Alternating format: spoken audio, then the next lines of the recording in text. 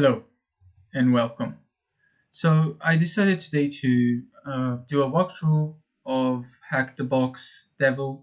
It's a really interesting box. It has a lot of challenges, not really high level challenges, but still quite interesting to do even if you're a starter and you want to get better, or if you're quite advanced and you want to perfect some stuff, for example, shells and stuff like that.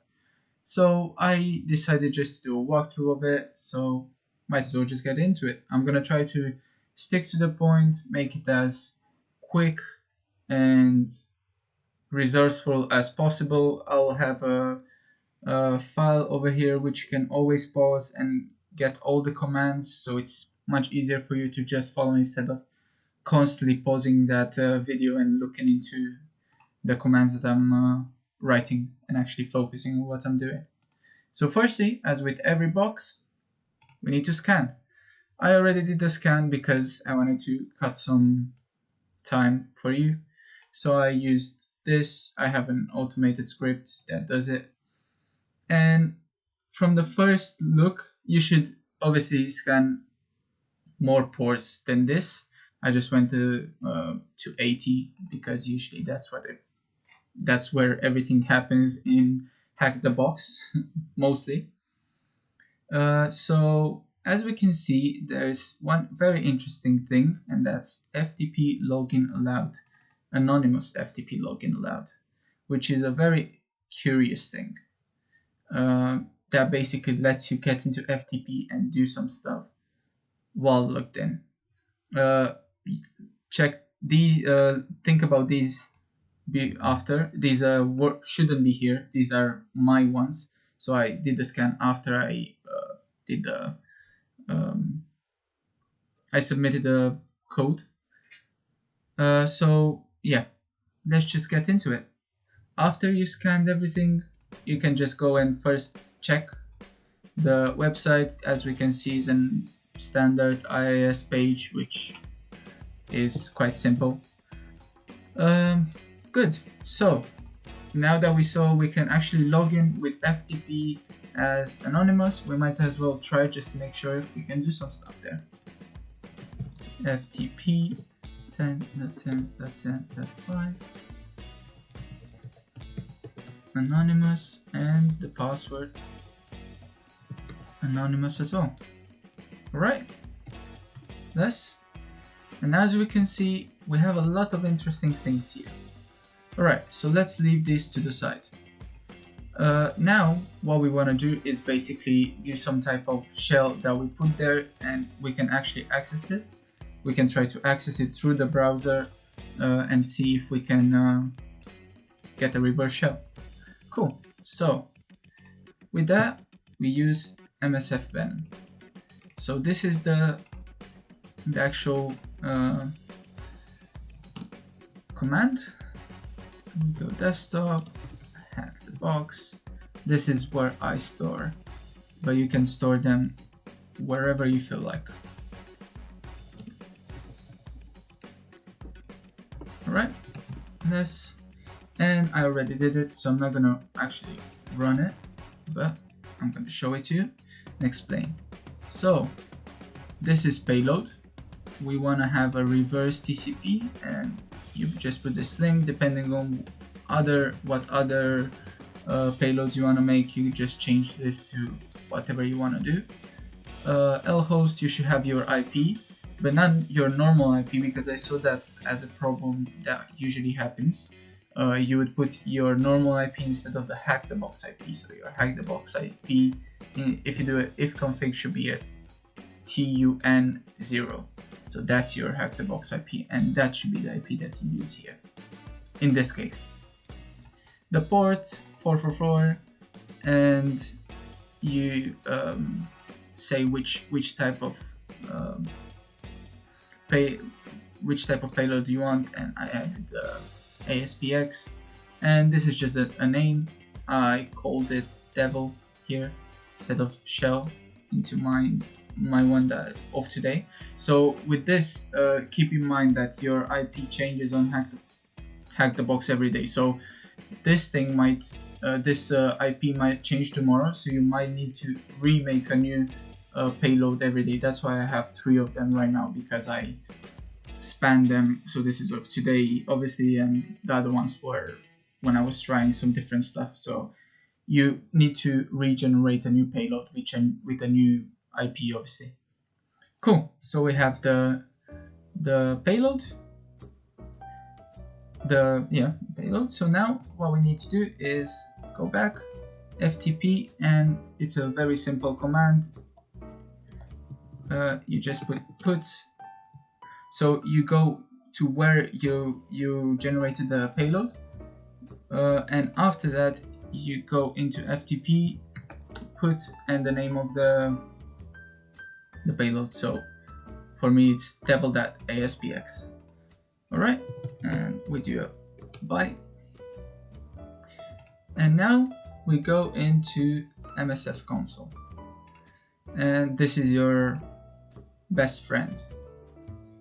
So now the best way to see if we actually get a reverse shell, multi-handler, options, and we actually need to set another thing with the payload exactly the same as the one that we have put there. Paste, and sometimes it's automatic, but most of the times it doesn't really put it automatically.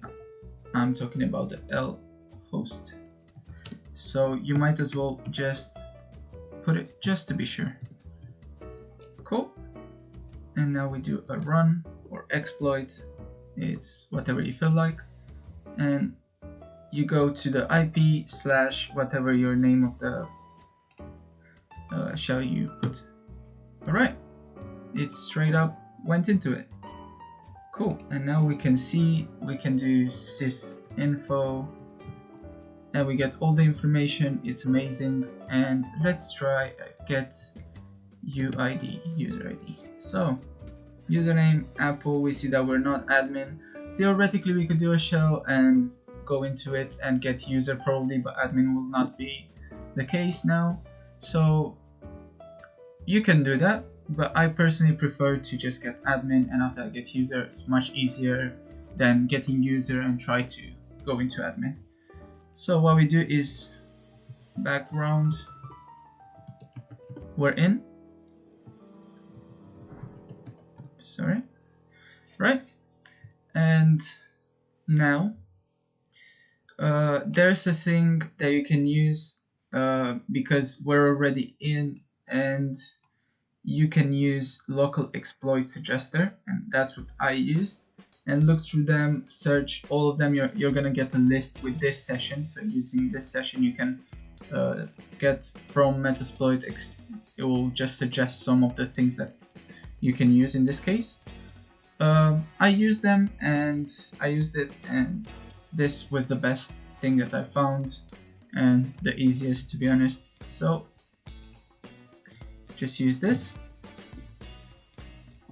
I would recommend you obviously to try it yourself. Don't just copy and paste it. See what is happening here and why I chose what I chose. Options, and we see we need a session.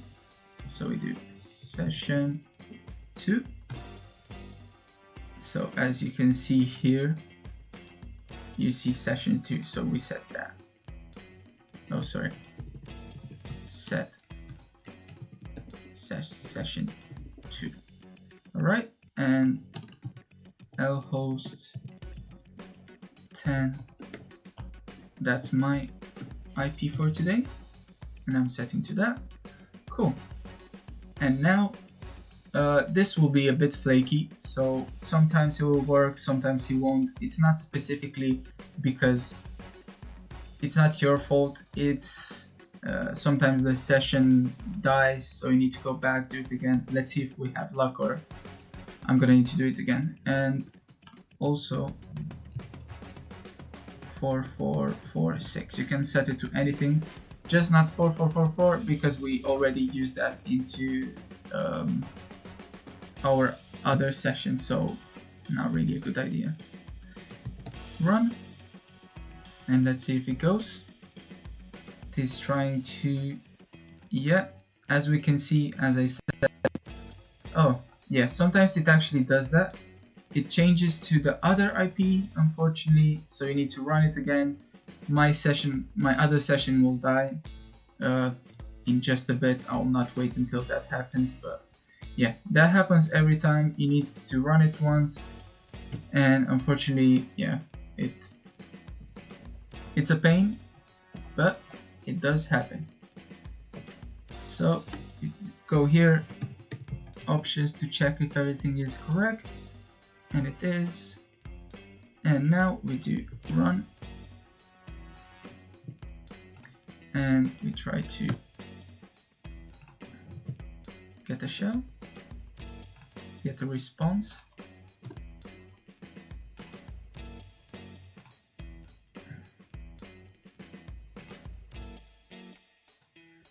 Alright, so I'm back. As you can see, I did it again, just skipped through the whole thing because there's no point in you seeing that. So you set it again, set the new session, you see which you can just input session, enter, and you see which new session the new thing is. And for me, session 3, it's incremental usually. So we're back. If we do get UID, perfect. So we do shell, and we're in. CD, oh sorry, CD dir. Alright, so now we have a few things. Obviously we're gonna try users dir. So we have administrator, Babis. So let's go to Babis dir.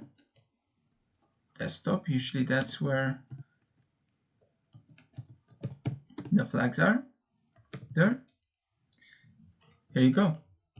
If we do more user txt.txt, you're gonna find the you can open the file, and we go back, and if we go to cd add minis, oops, forgot this doesn't really work from time to time.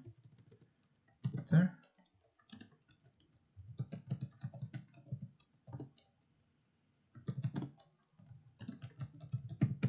Alright, and you have root.txt.txt. I'm not gonna go into them and show them the flags because obviously it's not really fair. You should try to do it yourself, but this is the way you should do it. It's very easy. You have admin, you just go right in. Most of the flags are there. You can go into all of the other files and just explore, but that's the most important thing. So I hope you understood everything. If you want me to go into more detail to some of the little ideas and concepts about this, then you can just put a comment down and I'm going to try to respond to all of your questions. But I hope you enjoyed, and I'll see you to the next one.